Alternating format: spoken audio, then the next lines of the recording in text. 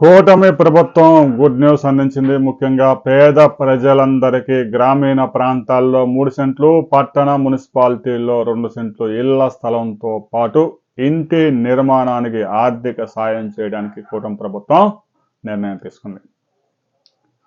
YCP అధికారంలోకి వచ్చిన తర్వాత 30 లక్షల మందికి సెంటు భూమి అని చెప్పేసి దాదాపుగా 7,000 కోట్ల రూపాయలు సర్వనాశనం చేశారు.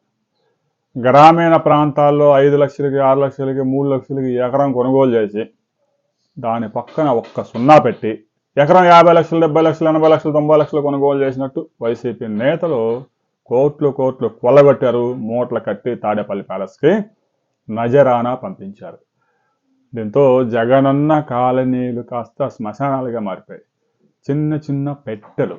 1 సెంటు అంటే జగన్మోహన్ రెడ్డి తాడేపల్లి ప్యాలెస్లో ఉన్న బాత్రూమ్ అంతా కూడా లేదని విమర్శలు వచ్చాయి. గ్రామీణ ప్రాంతాల్లో ఇచ్చేటప్పుడు కనీసం 3 సెంట్లు ఇస్తే ఎవరి స్థాయిని బట్టి వారు ఇల్లు నిర్మించుకునే అవకాశం ఉంది. ప్రభుత్వం ఎలాగో 3,50,000 సహాయం చేస్తుంది కాబట్టి వాటికి తోడు కొంత అదనంగా వేసుకొని కొంతమంది 3 సెంట్లు కట్టుకోవచ్చు, 2 సెంట్లు కట్టుకోవచ్చు, లేదంటే మొత్తం రేకులు వేసుకోవచ్చు, వాళ్ళు ఇష్టం. అలా కాకుండా మొత్తం సెంటు చేయడంతో అమెరికాలో గనక ఒక కమ్యూనిటీకి చెందిన ఎవరైనా చనిపోతే వారి శ్మశానంలో పూడ్చిపెట్టిన తర్వాత సమాధులు కట్టిన విధంగా జగనన్న కాలనీలు తయారాయి. ఇక కాకినాడలో అయితే సముద్ర తీరంలో 15 అడుగుల నీరు, వరద నీరు వచ్చే ప్రాంతంలో కాలనీ వేశారు.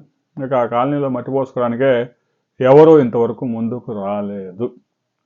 రాష్ట్రం మొత్తం మీద 30 లక్షల ఇళ్ల స్థలాలు ఇచ్చినా కనీసం 3 లక్షల ఇళ్ళు కూడా నిర్మించలేదు.